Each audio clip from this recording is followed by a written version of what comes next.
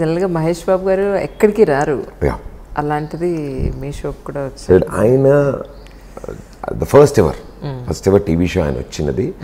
ఆయన అడగడం, ఆయన ఒప్పుకున్న వెంటనే అవునా సరే అయితే డన్, నేను చూస్తాను నేను అని ఆయన ఒప్పుకుని వచ్చిన తర్వాత యాక్చువల్లీ నాకెంత ఇదంటే ఆయన ఒప్పుకున్నారని తెలిసినాక ఐ వాజ్ వెరీ హ్యాపీ. ఒక టెన్షన్ ఉంటుంది లోపల. టెన్షన్ ఏంటి మేడం, అసలు నాకు ఏం అడగాలి. ఇప్పుడు మిగతా ఏజ్ గ్రూప్ వాళ్ళు అనుకోండి, కొంచెం తెలిసిన వాళ్ళు ఉంటే ఏదోటి తింగరేషాలు వేస్తాం, ఏదోటి అంటాం. ఏంటి కాలేజీలో ఎవరికైనా లైన్ వేసారా, ఎవరికైనా లవ్ లెటర్ రాశారా, ఇలా అడుగుతాం. యంగ్ హీరోస్ ఎవరు వచ్చినా, యంగ్ హీరోయిన్స్ ఎవరు వచ్చినా ఆ చిన్న ఫ్లో ఉంటుంది. ఈయన super star of Telugu film industry, పైనుంచి ఏమో సీరియస్గా ఉంటారు.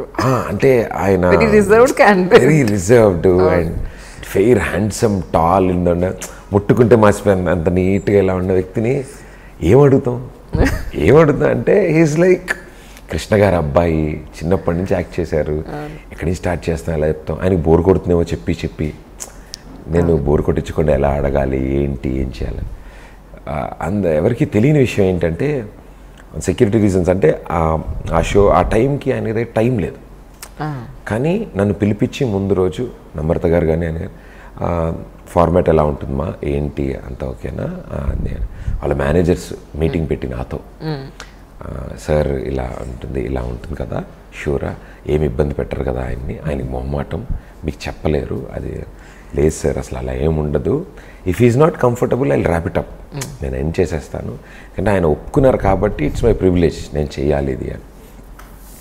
ఆయన కోసం ఆ ఒక్క ఎపిసోడ్ కోసం నేను విడిగా మళ్ళీ సెట్ వేసాను నా షోది. పార్క్ హైత్ హోటల్లో కొత్త సెట్ వేసాను. ఎందుకంటే ఆయనకున్న టైం లిమిట్లో 1 hour ఉంది. 1 hourలో ఆయన ఇంటర్వ్యూస్ ఇస్తూ ఆయన బిజీగా ఉన్న టైంలో వచ్చి నా సెట్కి వచ్చి ఇక్కడ షూట్ చేయాలంటే కష్టమైపోతుంది. మరి ఎలా ఏం చేద్దామని, ఏం పర్లేదు మేడం అని చెప్పి నేను సొంతంగా కాన్ఫరెన్స్ హాల్ తీసుకుని పార్క్ హైత్ అక్కడ సెట్ వేసాను. Such expensive one. ఎస్, అంటే it is worth forever, lifetime మిగిలిపోయేది అది. సో ఆ సెట్ వేసాను నేను. పార్క్ హైత్ వాడికి అర్థం కావట్లే, అట్టలు చెక్కల్లో టక్క వేసేస్తున్నారు మా వాళ్ళు. రాత్రి తయారు చేసాం, లైట్లు వేసాం, అందేసాం. ఆయన డోర్ తీసుకుని లోపలికి వచ్చారు. అయ్యా ఏంటిదంతా అన్నారు. అంటే అదే సార్ అండి, అయ్యయ్యో ఇంత ఉందని చెప్తే నేను అక్కడికి వచ్చేవాడు కదమ్మా అన్నారు. లేదు సార్ ఏం కాదు రండి, యువర్ కంఫర్ట్, ఇక చాలా తక్కువ టైం ఉంది ఆయనకి రిలీజ్ దగ్గరలో, ఏం పర్లేదు sir I will do it. ఆయన ఒక 2 hours ఎంజాయ్ చేశారు నవ్వుతూ. అసలు ఆయన ఎక్స్పెక్ట్ అంటే మెల్లగా is a kind of a person. ఎట్లా అంటే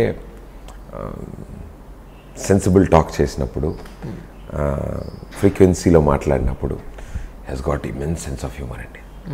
ఆయన కెమెరా ముందు కాదు కానీ, అంటే సినిమాల్లో కాదు, క్యారెక్టర్ ప్లే చేస్తారు సినిమాల్లో. ఒరిజినల్గా క్యారెక్టరే ప్లే చేస్తారు. బయట మహేష్ బాబు ఆయన మాట్లాడితే నిజంగా కడుపు పని వచ్చేస్తుంది, అవుతూనే ఉంటాం నాన్ స్టాప్. ఆయన స్టైలు అన్నది చాలా ఒక హెల్దీ హ్యూమర్ ఉంటుంది ఆయన దగ్గర. దాని తర్వాత ఆయనకి ఆ షో ఎలా నచ్చిందంటే, నేను 2-3 షూటింగ్లు పక్కన జరుగుతున్నప్పుడు గ్రీట్ చేయడానికి వెళ్ళేవాడు. సార్ బాగున్నారు, మీ షో ఎలా ఉంది, ఎలా నడుస్తుంది అని ఎవరినైనా గారు మీరు అనే సంబోధిస్తారు ఆయన. ఎలా ఉంది మీ షో అన్న, బాగుంది సార్, వెరీ గుడ్. దాని తర్వాత కూడా చూశాను నేను కొన్నిసార్లు అప్పుడప్పుడు అన్నారు. ఒక ఇంటర్వ్యూకి అడిగారంట, ఇట్లా ఆ అబ్బాయి వస్తారా ఇంటర్వ్యూ చేయడానికి. నేను యూజువల్లీ ఇంటర్వ్యూస్ తక్కువ, ఎందుకంటే నాకు ఒక టాక్ షో ఉంది, నేను వెళ్ళి ఇంటర్వ్యూ ఎక్కడైనా అంటే కష్టం అయిపోద్ది. అంటే నా ఫ్లో వేరు, నాకు ప్రాపర్టీలు ఉండి అది ఉండి ఇది ఉండి డ్యాన్సులు అల్లర్లతో అనుకుంటా కొంచెం అవి చేసుకుని ఆయన పిలిపించిండే. దాని తర్వాత ఇంకొక మూవీ భరత్ అనే నేను మూవీకి కొట్టాల శివ గారి దగ్గర ఫోన్ రావడం, ఆయన సార్ బాబు ఇంటర్వ్యూ అంటున్నారు, ఓన్లీ మన ముగ్గురమే ఉంటాము, మిమ్మల్నే పిలవమని చెప్పారు, మీరు ఇచ్చిన ఇంటర్వ్యూని రికార్డ్ చేసి అందరికీ ఇస్తా అని చెప్పారు. సో అంటే అంత నమ్మకం ఆయన, ఇంకా అన్ని ఇంటర్వ్యూలు అవసరం లేదు, ఈ అబ్బాయి చేద్దాం అది ఇద్దాం. Feel real nice.